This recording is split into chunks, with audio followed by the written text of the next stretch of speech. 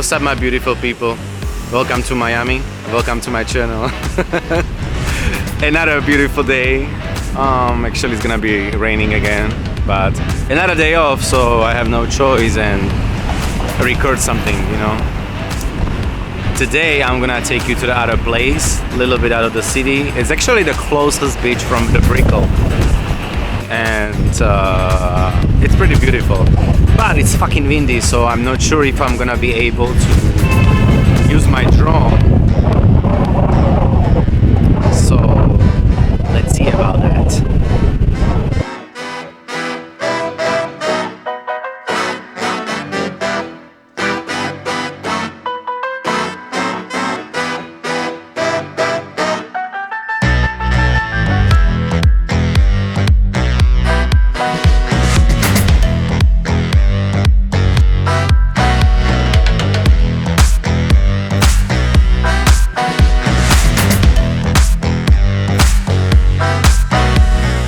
So I arrived in my destination and it's beautiful.